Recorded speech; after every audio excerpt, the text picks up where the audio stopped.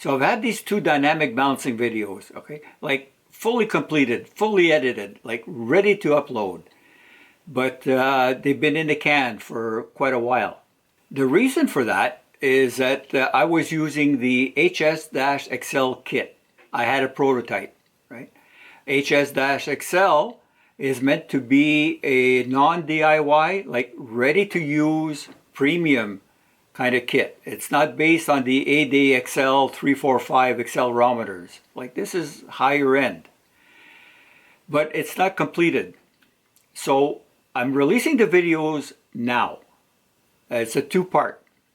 And with the disclosure that HS-ACCEL is not ready for market just yet. All right. So I hope there's educational value, some entertainment value, dare I say it, in these two videos, and ultimately will lead to having HS-ACCEL as a usable, marketable product. I expect that there was also going to be a little bit more development on the DIY ADXL 345 based project also. Okay, so without further delay, here is part one of the bench grinder balancing video, and part two to follow. Enjoy.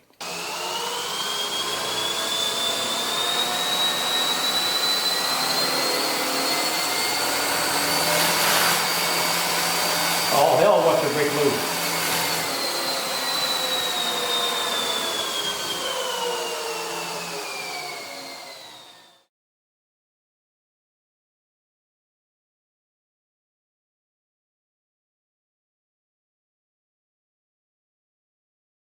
So here's my Sears Craftsman Professional Series 8-inch 1 horsepower bench grinder. Looks almost new, right? But I got this over 25 years ago. And the reason it shows no abuse is because it was purchased for fine grinding, like just for being able to sharpen tools like chisels or drill bits. And what we don't want is vibration.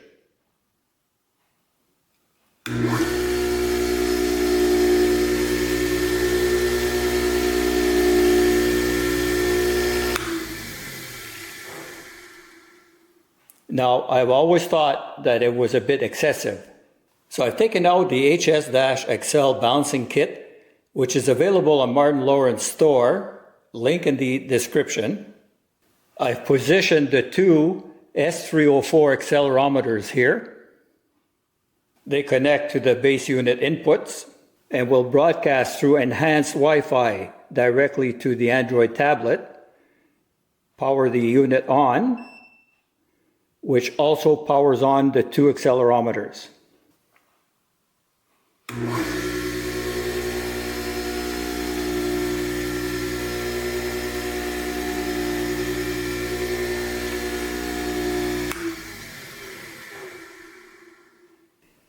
.86 G peak to peak. That's totally unacceptable.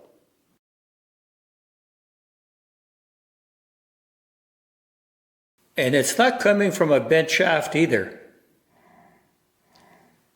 So that means, professional series or not, this was never properly factory balanced. And I'm going to do something about it.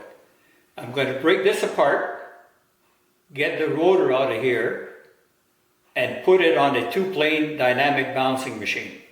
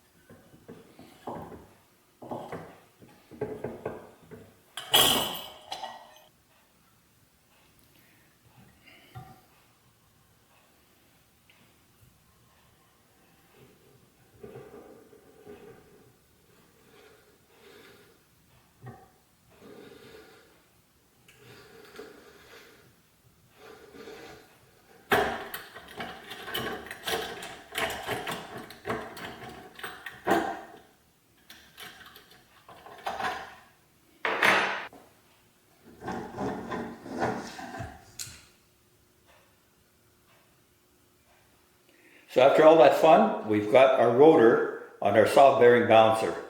Now, followers of the channel will have seen this balancing machine to an extent. It's been revised to work with the HS-ACCEL balancing kit. Probably the biggest revision is to the pedestal, made now to accept the S304 accelerometers. Just held there by magnet, very powerful. There's also provision to mount the DS10K laser, which is also part of the kit. This is not an off-the-shelf laser. A lot of development work went into this. And even with the interruptions of these fan fins, it has no trouble picking up that reference mark. I'll be doing a separate video where I'll discuss the intricacies of soft bearing balancing, and I'll share the plans to build this. But right now, we're on a mission to balance this rotor. Now we're going to treat this as a rigid rotor, and rigid rotors allow us to balance at a lower speed on the balancing machine than what would be the service speed of the rotor. It's a more reasonable and safer speed, and rigid rotors, if it's balanced say at 1000 RPM, will also be balanced at 3450 RPM because it's a rigid rotor.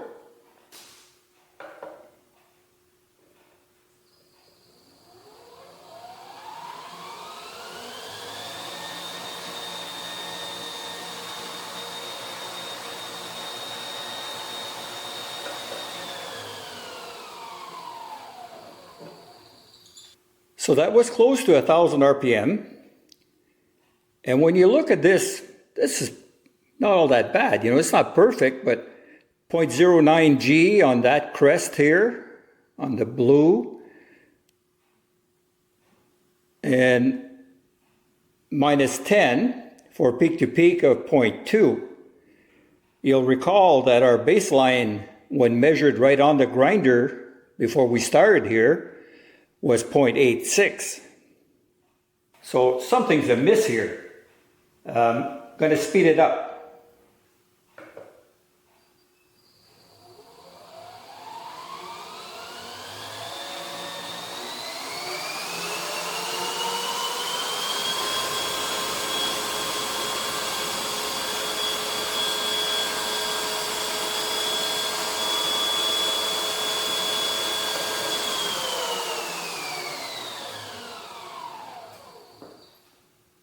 Have a look at this, it changed. See, we're at 0.3, like 0.39, that's 0.4. If I go out here, we're at 0.4. Now that is equivalent to our 0.863 that we were getting on the bench when it was all assembled. So much for it being a rigid rotor. It's not behaving as one. Something is changing here. I'm going to speed it up some more. I won't take a reading, but I'm going to max it out with my drive and see what this feels like.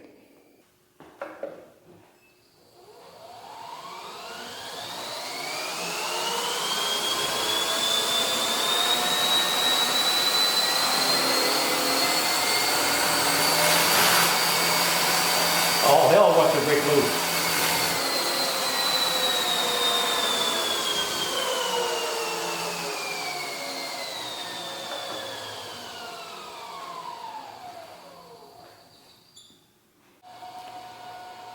Now, some of you may have already spotted that, but look at the run out on that fan.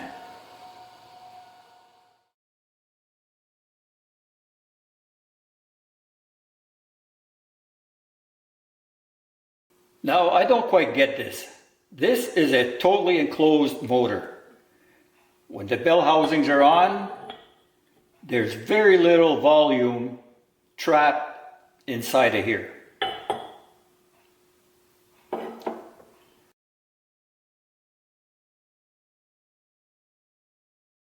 You'll recall that when I had the puller to remove this, it was tight all the way out. And the inner race of the bearing is also tight on the journal. Both the outer race and the inner race were being held. That is a no-no. You hold either the outer race and then you can slip the inner race on the journal, or as is like in 99% of the cases, you have the inner race tight on the journal and the slip fit in the housing for the outer race of the bearing. And I'm going to end up having to repair that by taking a measurement of the OD, taking a measurement of the ID, until I get 3/4 of a thou clearance on this bearing, 7/10,000ths of an inch, which is about 1/6 of a human hair. I'd show you if I had one. So by the way, guys, these Starrett telescoping gauges, there's a set of them, used to belong to Joe and Dean. Now Joe's been gone for quite a while, like a couple of decades, and he gave them to me to thank me for rotor-tilling his garden one spring. So he got about 35 years of use out of these, and then I went on to get another 35. Pretty cool. This epoxy stick will be the material I'm going to use as the permanent correction weights. So we can't just go willy-nilly and put in permanent correction weights right off the bat. This is a rather tricky rotor because your correction planes are fairly close to each other, and the effect on the stands and the bearings way out here is very difficult. So you can easily chase your tail on something like this, even with some really high-end, high-priced balancing equipment. So we go with temporary correction weights first, confirm the location, and then go for permanent correction weights. For temporary correction weights, I'm going to use these that weigh 2.5 grams with a combination of these that weigh 1 gram, temporarily held on there with PVC tape.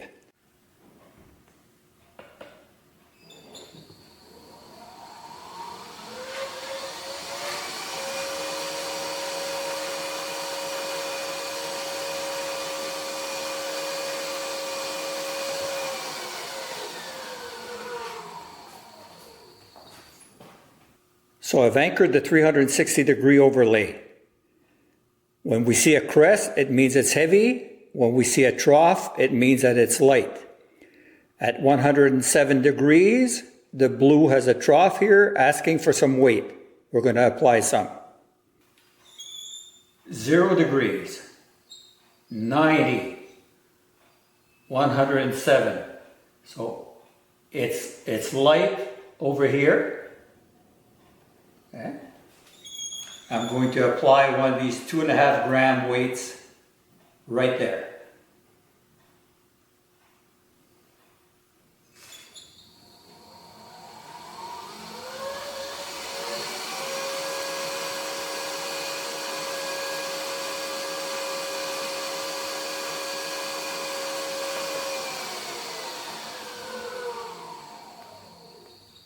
At 25 degrees, the yellow is light right here. 0 degrees, 25 degrees, it is light right here. We're going to put one of these.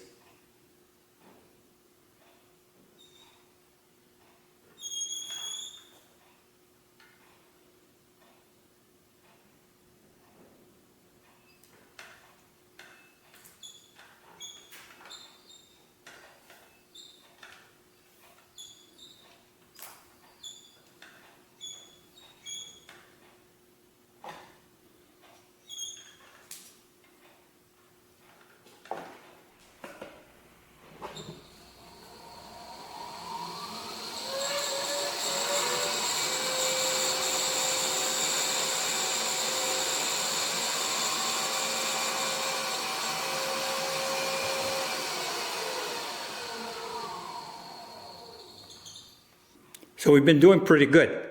Look at this, getting close enough now that it confirms that we've been doing the right things with our temporary weights. It's been telling the truth, and that we're able to now go for some permanent weights.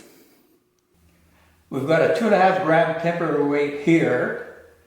Also on this side, a 2.5 gram temporary weight here. Now, what we want to do is be able to transfer this temporary weight down in here. So it's at a larger radius, it's going to be coming down to a smaller radius. It's going to require more than 2.5 grams.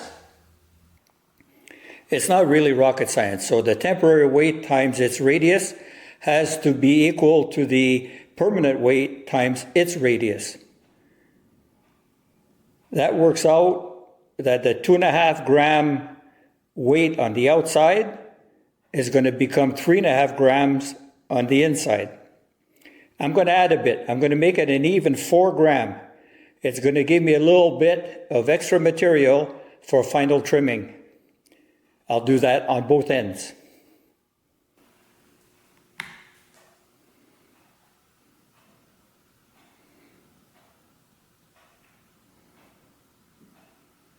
Okay, so I've kneaded the epoxy and I've cleaned this area with isopropyl.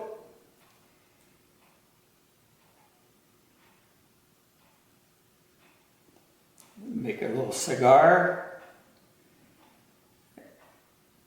and line it up with our temporary weight, and I'll do the same thing on the other side. So all right, the epoxy is cured and the temporary weights have been removed.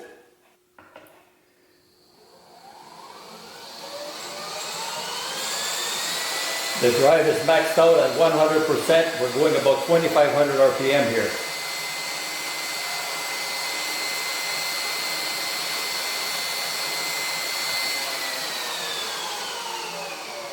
You'll remember that that thing wanted to jump right out of there earlier when we first started on this project. So you see that the blue is light at 90 degrees there. Let's have a look. Okay, so 90 degrees is here, says that it's light.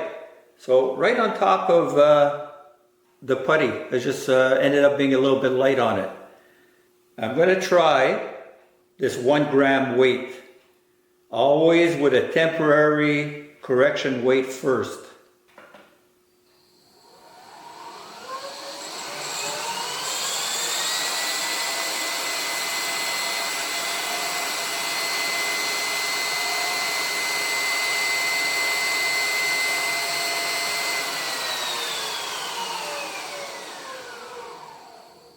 And it really did help out.